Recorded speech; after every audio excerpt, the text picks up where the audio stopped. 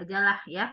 Untuk teknik penulisan proposal ini cukup sampai tahapan materi dan diskusi interaktif terkait dengan penulisan proposal, supaya Anda lebih paham. Sebelum masuk ke materi, siapa di kelas ini yang pernah membuat proposal waktu SMA? Baik itu di lingkungan masyarakat maupun di lingkungan akademik. Siapa yang udah pernah? Proposal apa yang dibuat?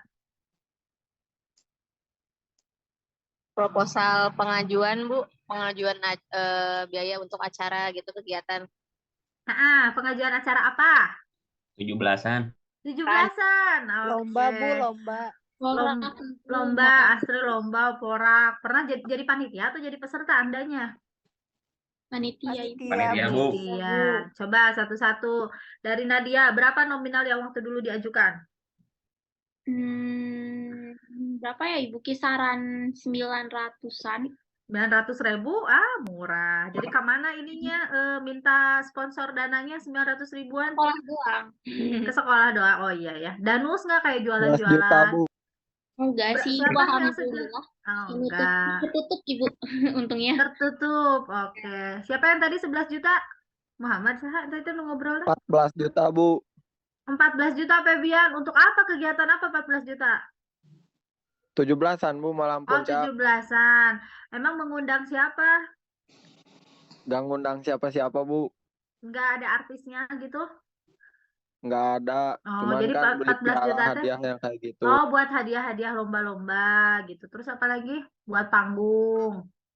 Ya, panggung son yang kayak gitu, Bu. Terus Pak RT, Pak RW emang nggak dikasih uang? Enggak, tuh Bu kan mintanya ke RT RW, Bu. Mintanya ke RT RW. Tapi 14 juta besar loh, lumayan. Dibanding tadi yang itu cuma 900.000. Ya, Ya. Bu, lumayan, Bu. Febian panitia dibayar nggak? Alhamdulillah, Bu, enggak. Nah, Dapat iya, capeknya. bener, itu kan pengalaman yang paling berharga, bukan masalah capek ya. Nah, itu nanti keahlian dari Fabian sama Nadia dan kawan-kawan. Teh Astri berapa budgetnya yang dulu di ini? 80 jutaan, Ibu. Waduh, ini tambah gede, 80 juta kegiatan apa? Ini, Bu, lomba ini PBBAB, Paskibra PBBAB. LKBB, iya. Apa? Ini, Bu, Pulau Jawa. Pulau Jawa, pantesan. Itu kan lumayan ya, areanya banyak, jadi banyak hal. Termasuk apa, Teh Astri? Jadi panitia inti atau jadi apa, kesekretariatan, jadi apa? Aku panitia, Bu, ini admin ngerekap nilai. Ngerekap nilai dari lomba. Iya. Oke, tapi tahu ya besaran proposal bisa sampai segitu. Untuk apa aja itu dananya? Buat piala, piagam, sama buat ini, Bu, bayar juri kayak gitu, sama buat apa, makan kita juga. Ya, konsumsi berat juga ya. Iya. Terus ini sponsornya dari mana, yang paling besar nyumbang dari mana itu? Oh, dari sekolah, dari ini, Bu, alumni, sama ini minta ke perusahaan-perusahaan. Oke, iya. Nah, berarti alhamdulillah ya sudah ada pengalaman dari 3 teman kita. Nah, jadi nanti kalau ada kegiatan di Stikes di Unjani ya, di Unjani, terutama di jurusan TLM D4, Anda tolong berkontribusi karena sudah pernah ada pengalaman. Teman yang lain juga mungkin pernah ya, tapi tidak menyampaikan di sini. Kita lanjut ke materinya. Nah, jadi apa itu proposal? Proposal itu sebuah pengajuan. Apa tujuan menulis proposal? Tadi beberapa teman sudah menyampaikan untuk mengajukan dana atau kegiatan ya. Apa saja jenis-jenisnya? Sebetulnya banyak. Ada proposal bisnis, keuangan, penelitian, kegiatan, proposal lain-lain. Hanya di sini Ibu akan menjelaskan 2 saja.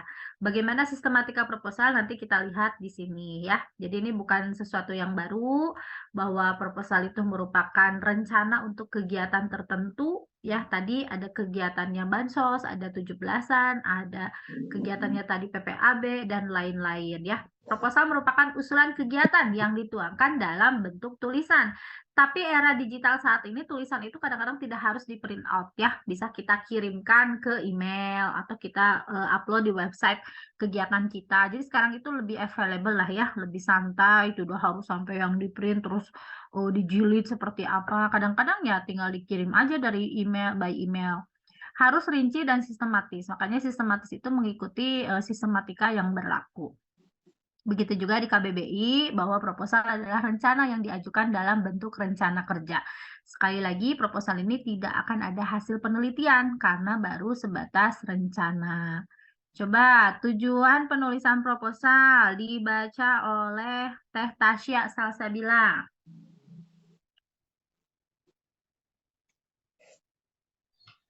Tujuan penulisan proposal.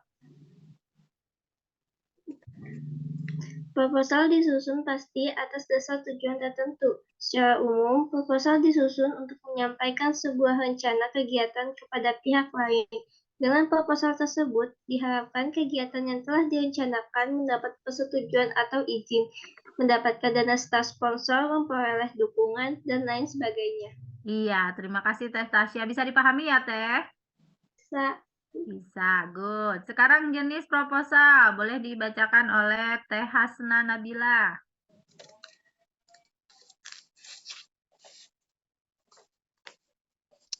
Jenis proposal yang pertama ada proposal kegiatan.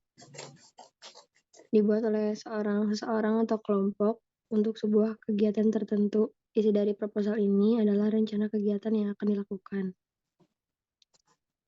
Proposal penelitian berupa ajuan yang dibuat oleh sivitas akademik di lingkungan pendidikan sebelum melaksanakan sebuah penelitian. Oke, Teh Hasna bisa membedakan apa itu proposal dengan penelitian dari pengertian ini? Baru sudah dibaca lagi Teh. Bisa dipahami tidak? Gimana? Yang kegiatan mah yang dilakukannya oleh kelompok. Kalau penelitian? Dibuat oleh sivitas akademik. Boleh nggak berkelompok? Boleh mungkin. Boleh. Jadi sama-sama berkelompok. Apa bedanya ya? Nggak tahu. Siapa yang tahu bedanya proposal kegiatan dengan proposal penelitian? Aku, Bu. Boleh. Apa bedanya? Kalau Aku, proposal siapa? kegiatan mah untuk rencana kegiatan, tapi kalau penelitian untuk sebuah penelitian. Betul, Elizabeth. Apalagi perbedaannya? Selain dari konten atau isi, apalagi? Siapa yang bisa selain Elizabeth? Izin, Bu. Boleh, Salsa. Mungkin kalau misalkan proposal kegiatan kita itu di sana bisa mencantumkan kayak pengajuan dana gitu kan, biaya kegiatan-kegiatan di dalamnya. Nah, kalau misalkan sedangkan proposal penelitian itu kita itu bertujuan untuk kayak mengamati suatu hal di sekeliling kita gitu. Ada dana juga nggak di pengajuan proposal penelitian? Mungkin ada. Ada, Teh Salsa. Ibu juga kemarin buat proposal penelitian mengajukan 20 juta, ada. Ada dananya. Kan untuk biaya pengambilan data, biaya observasi, biaya pengolahan. Kadang-kadang kita butuh tim ahli untuk mereview karya untuk judgement. Ada biaya. Coba cari yang lain lagi perbedaannya. Lagi coba. Boleh. Kalau proposal kegiatan itu bisa dibuat sama siapa aja atau kelompok manapun, sedangkan proposal penelitian itu dibuat oleh sivitas akademik. Iya, betul. Itu juga salah satu perbedaannya. Terima kasih Teh Cinta Jeli ya. Jadi tadi kan ada yang membuat nih Febian 17 Agustusan, padahal Febian pada saat itu belum menjadi mahasiswa ya, masih bagian dari masyarakat. Nah, kalau untuk penelitian mungkin jarang ya ada dari lingkungan masyarakat. Biasanya betul-betul kebutuhannya akademisi, karena dia profesor kah, atau karena dia sedang studi S1 atau studi S2, atau dia butuh untuk kelengkapan tesis, atau dia butuh untuk kelengkapan disertasi. Nah, betul ya. Jadi betul Teh Cinta, ini biasanya dari pelaku. Nah, yang kedua, selain pelaku ada juga siapa atau ada yang mau menyampaikan lagi? Tahu perbedaannya? Dari sistematika, dari konten jelas berbeda. Ada lagi? Nah, saya tambahkan saja ya. Tadi sesuai dengan yang Cinta katakan dari pelakunya. Nah, sekarang dari sasarannya. Yang membedakan antara kegiatan dengan penelitian, sasaran itu di dalam proposal kegiatan menjadi audiens ya, atau menjadi penonton, atau menjadi orang yang kita undang untuk mengikuti kegiatan yang kita laksanakan. Nah, sementara di proposal penelitian, si subjek itu adalah seseorang yang kita teliti. Jadi bukan kita undang, tapi kita datangi untuk dimintai keterangan, untuk diambil data. Nah, kalau misalnya penelitiannya ke rumah sakit, kita mau meneliti ibu yang sedang melahirkan, yang sudah melahirkan ya. Nah, itu bisa kita tanya-tanya, kita wawancarai, atau kita cukup observasi ya. Kita lihat kondisi ibu setelah melahirkan secara sesar. Pasti berbeda dengan kondisi ibu yang melahirkan secara normal ya. Nanti kita bisa membuat penelitiannya. Perbedaannya gimana sih kalau yang ibu melahirkan normal dengan ibu melahirkan sesar? Itu proposal penelitian. Tapi kalau kegiatan jarang ya ada yang melakukan kegiatan pengecekan datang ke rumah sakit. Mungkin kalau kegiatan kita undang ya ibu-ibu pasca melahirkan itu untuk diberikan penyuluhan terkait cara menyusui yang benar atau terkait dengan pemahaman gizi ya yang baik bagi ibu dan anak. Nah, beda kan ya untuk kegiatan dan proposal penelitian. Nah, di sistematika kita bisa lihat kalau proposal penelitian itu identik dengan hasil akhirnya skripsi atau tesis atau disertasi atau mungkin laporan penelitian. Sementara kalau kegiatan tidak untuk skripsi dan lain-lain, paling hanya untuk laporan akhir dari kegiatan. Jadi tadi kalau sudah ada tuh kegiatan tentang lomba-lomba, nah paling nanti hasil akhirnya adalah laporan SPJ pertanggungjawaban bagaimana lomba-lomba itu telah dilaksanakan gitu. Kalau sebelumnya di proposal itu baru 20 orang nih, dianggarkan 20 orang sebagai pendaftarnya. Ternyata pada saat pelaksanaan ada 30 orang. Nah, itu dilaporkan di laporan akhir pertanggungjawaban. Ini kita fokus pada sistematika proposal penelitian dengan skripsi. Bisa dilihat di bedanya ya. Kalau coba Ibu mau nanya lagi ke Nurmayanti Simatupang. Nah, halo sayang, coba lihat perbedaan antara proposal penelitian dengan skripsi. Apa bedanya? Dari awal, isi dengan penutup. Bedanya saja. Di awal apa perbedaannya, di isi apa, di akhir apa? Yang di awal itu perbedaannya, Bu. Kalau di proposal penelitian itu ada lembar persetujuan, di skripsi juga ada, tetapi di lembar proposal penelitian itu tidak ada lembar pengesahan atau halaman moto sama abstrak. Untuk yang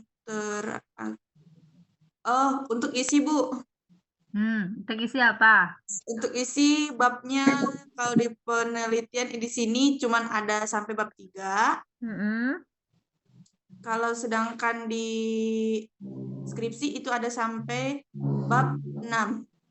Mana bab 6? 5, Bu. Iya, betul. Di akhir apa perbedaannya? Di akhir itu kalau di proposal penelitian itu tidak ada yang namanya riwayat hidup, sedangkan di skripsi ada riwayat hidup.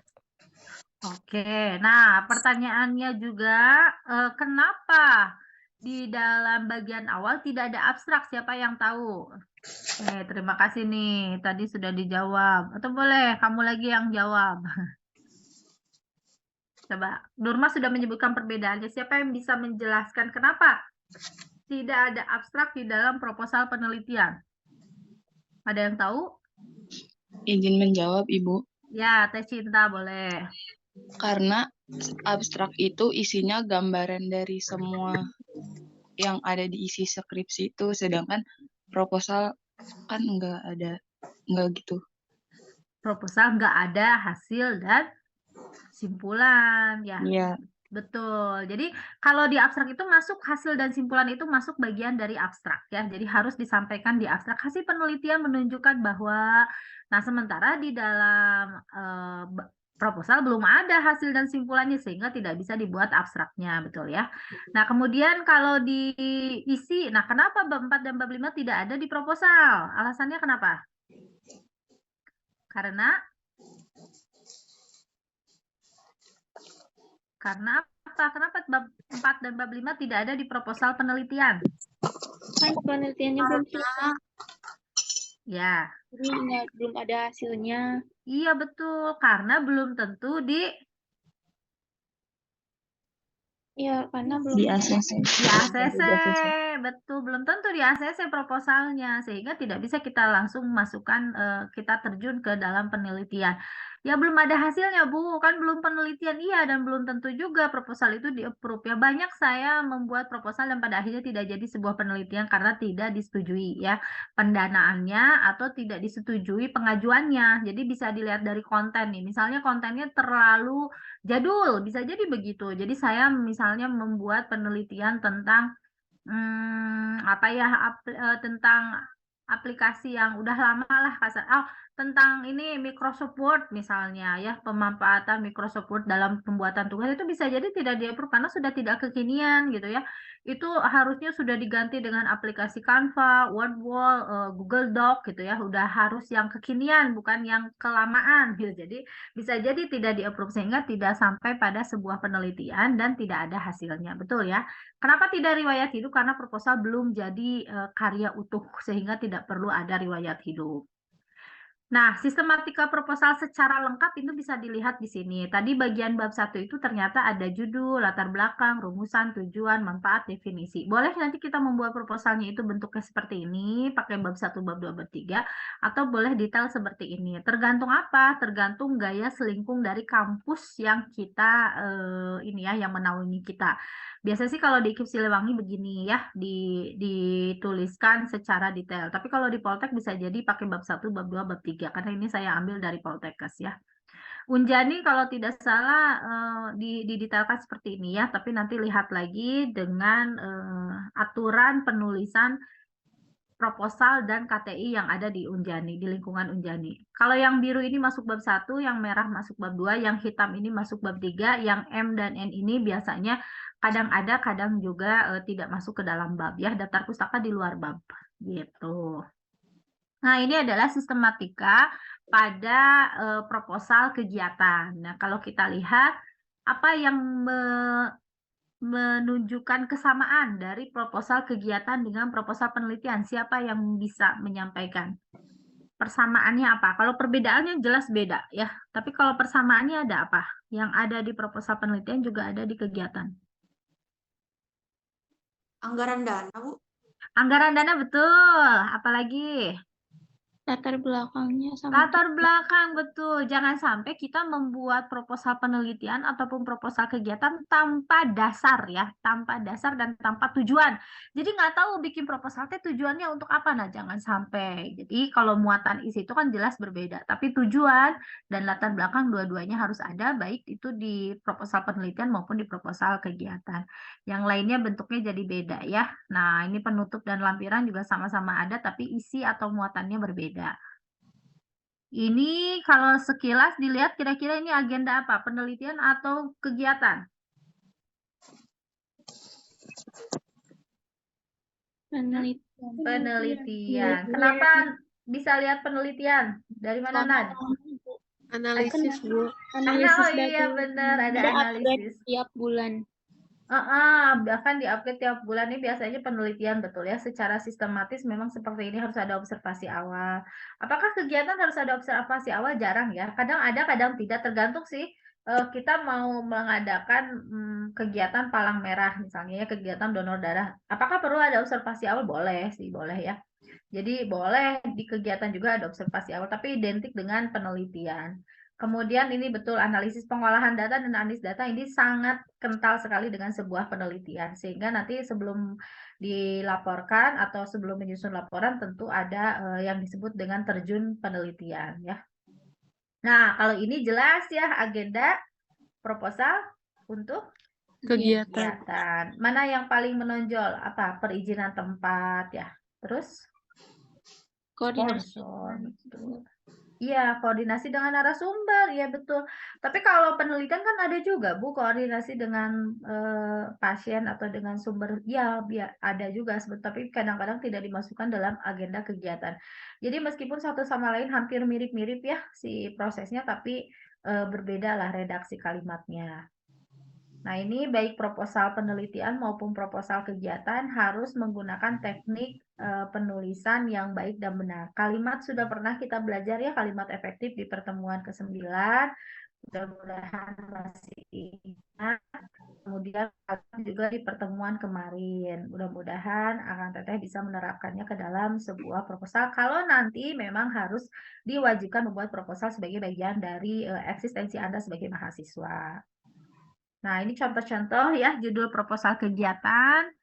Ada contohnya penyuluhan imunisasi pada balita di Kota Bandung. Nah, bisa kalau kegiatan besarnya itu, maka kegiatan pelengkapnya apa saja? Bisa lomba bayi sehat, bisa konsultasi gratis gizi balita, bisa pemberian vitamin, dan penyuluhan stunting atau MPASI juga. Gerakan ibu sehat menyusui di Sukajadi. Nah, ini kenapa ada contohnya kok Bu? Lebih ke kebidanan ya, maternitas ya, karena ini memang kemarin ya dipakai di S1 kebidanan. Jadi kalau kita mah nggak akan buat proposal, kalau mahasiswa kebidanan kemarin buatnya proposal. Jadi ini contoh proposal kegiatan, ini contoh proposal penelitian. Nah, kalau untuk artikel ilmiah sepertinya kita nanti lebih cenderung mirip-mirip dengan judul proposal penelitian ya. Contoh gambaran tingkat pengetahuan dan kondisi ibu pasca melahirkan secara sesar. Kalau ibu melahirkan lebih kental dengan kebidanan, mungkin kalau analis apa ya? Kondisi siapa? Pasien? Pasien bisa ya pasiennya, pasien gagal ginjal gitu ya, atau gambaran kondisi urin pasien penyakit gagal ginjal beda ya, jadi urinnya beda ya kalau yang punya bawaan penyakit ya dengan yang tidak punya. Nah, itu bisa lah diganti nanti variabelnya ya. Pengaruh ASI terhadap kondisi bayi baru lahir. Nah, kalau untuk mahasiswa analis bisalah pengaruh gadget terhadap kondisi mata ya, atau kondisi mental atau kondisi psikologis. Bolehlah hubungan antara aktivitas merokok dengan kondisi janin. Bu, tapi boleh nggak sih Bu kalau maternitas ya, saya pikir boleh aja lah kalau asal kesehatan, atau ke hal-hal yang umum juga boleh untuk nanti artikel. Karena kita waktunya sangat singkat ya, sekitar 3 mingguan untuk menyusun artikel ilmiah, dan itu sudah harus sampai jadi. Makanya minggu depan nanti Ibu persilakan Anda untuk cari data saja untuk penelitian ya. Jadi bisa jadi tidak harus ada Zoom, nanti lihat situasi aja. Ini contoh-contoh. Nah, bedanya contoh judul proposal kegiatan mungkin lebih mirip-mirip dengan makalah ya. Jadi tidak ada variabel yang harus signifikan. Kalau judul proposal penelitian itu harus ada metodenya, harus ada variabel X, variabel Y-nya, harus ada subjek penelitiannya, juga harus ada lokasi penelitian. Nah, itu yang nanti akan Anda tiru dalam judul artikel. Silakan kalau ada yang mau ditanyakan terkait proposal.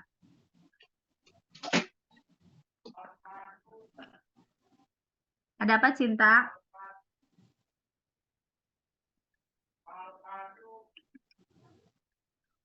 Cinta, ada yang mau ditanyakan? Oke, tidak. Berarti cukup artikel. Bentar.